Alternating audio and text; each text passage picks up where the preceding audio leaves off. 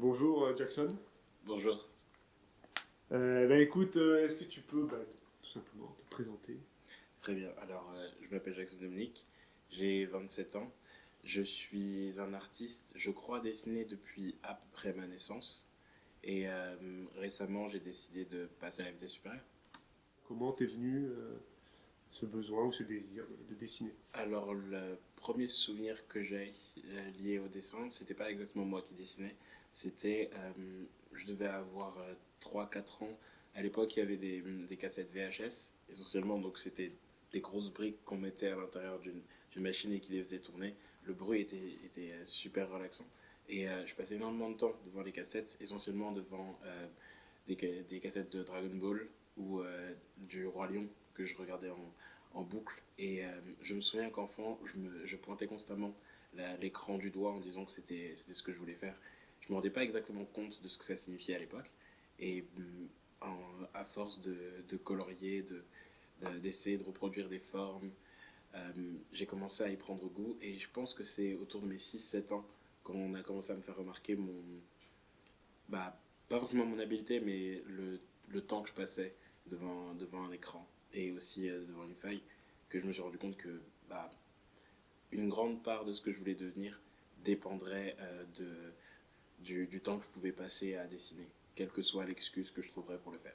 Est-ce que tu peux nous dire par quoi du coup tu as été influencé par la suite? Quelles sont un peu tes références et qu'est-ce que tu aimes? Alors, ça s'est fait en plusieurs étapes. Je dirais que d'abord, l'art graphique, ça a toujours été la chose qui m'inspire le plus. Le film qui me vient en premier à l'esprit, c'est La planète au trésor de Disney.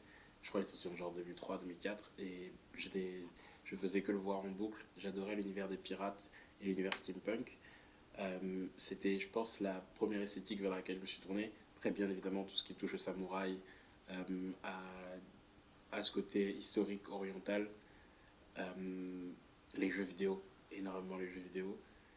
Et plus récemment, les livres aussi. Je crois que j'avais 12 ans quand j'ai lu pour la première fois Cyrano de Bergerac.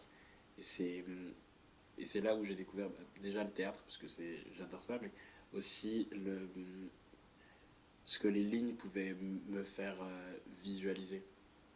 Et, et tout ce qui touchait au courage, à la bravoure, à l'honneur, c'est même si les formats étaient différents, même si je passais d'un manga comme One Piece ou Naruto à une histoire comme Cyrano de Bergerac, le cœur était le même.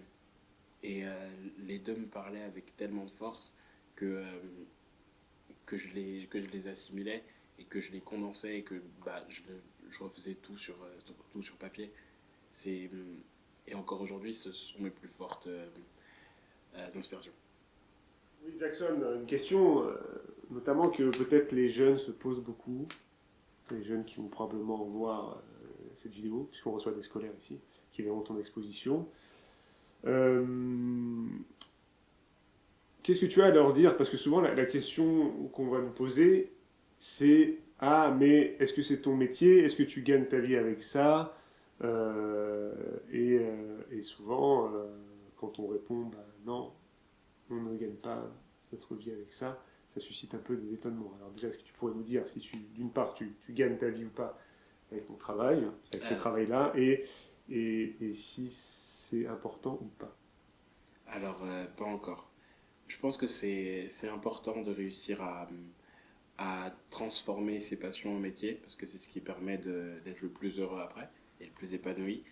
Mais je pense aussi qu'il faut apprécier le temps qu'on a pour soi à faire quelque chose qu'on aime, même si ça ne nous apporte pas économiquement.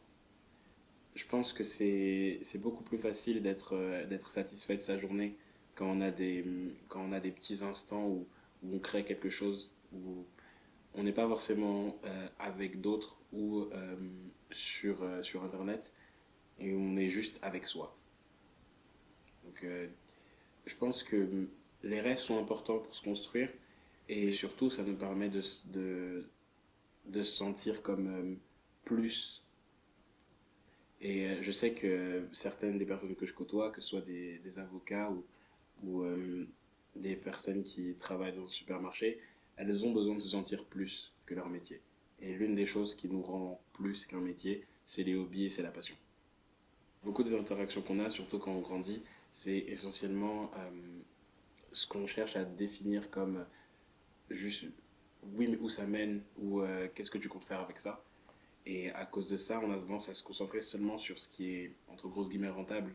Et je pense que ça participe à la solitude que les gens peuvent ressentir. Pas forcément dans le sens où ils se retrouvent seuls, mais plutôt dans le sens où ils se sentent pas.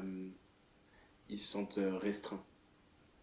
Et je pense que c'est la chose la plus dommage dans l'éducation euh, qu'on a, c'est qu'on ne donne pas assez d'opportunités de faire quelque chose qui sert, entre grosses guillemets, à rien et qui sert seulement à soi.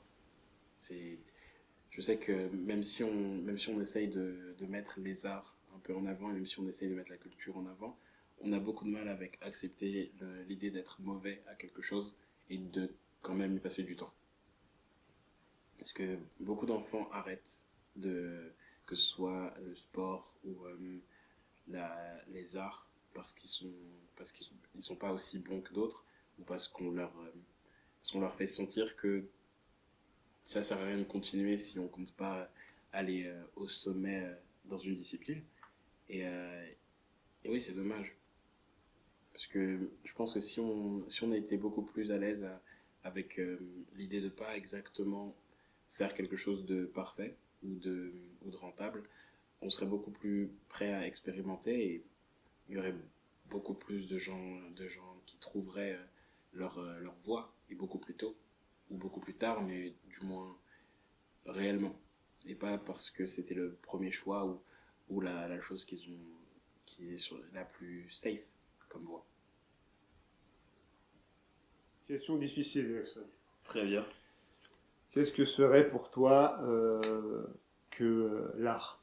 Qu'est-ce que c'est? Alors, ah oui, c'est vrai que c'est difficile.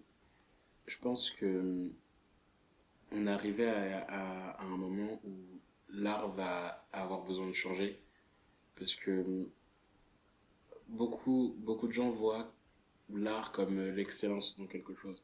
Donc, ils vont comparer la réussite ou la beauté donc soit dans une action, dans une discipline, comme étant artistique parce que c'est beau. Euh, je pense que l'art, c'est plus large que ça. Je pense que l'art, c'est la chose la plus proche de, du, de l'identité de qui que ce soit. Je pense que l'art, c'est vraiment l'idée de pouvoir projeter quelque chose qui est en nous et qui est à la base très peu descriptible ou qu'on ne peut pas vraiment mettre en mots. Et une fois que c'est projeté à l'extérieur, le message est perçu par quelqu'un d'autre. Pas forcément comme la personne l'a entendu, mais ce sera jamais une mauvaise interprétation. Je pense que l'art, c'est ça. Je pense que l'art, c'est vraiment une communication sur des bases qui sont spirituelles. Et c'est aussi vrai dans la musique que dans le dessin, que dans la sculpture aussi, mais ça marche aussi dans les petites choses.